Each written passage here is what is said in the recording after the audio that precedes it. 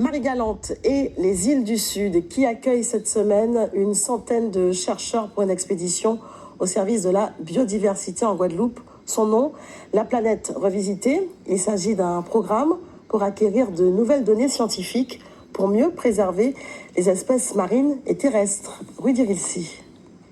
Une signature pour une exploration au service de la biodiversité, ce n'est pas un rêve.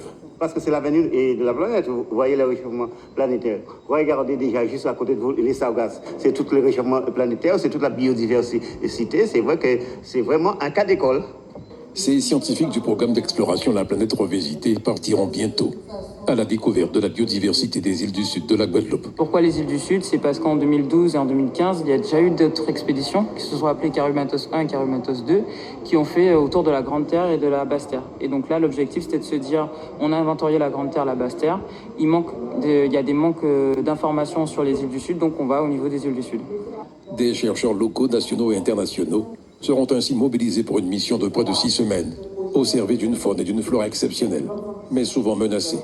2 volets seront pratiqués sur les 3 îles.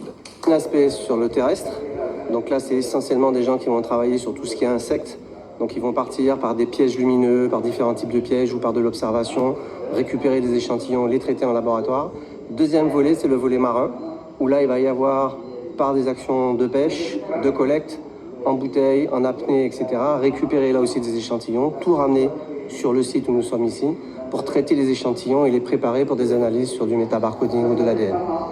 Et cette mission d'exploration scientifique est cofinancée à hauteur de 85% par l'Union européenne via les fonds FEDER. Nous avons d'autres partenaires publics et privés, dont la région, l'AFD, l'Agence française du développement.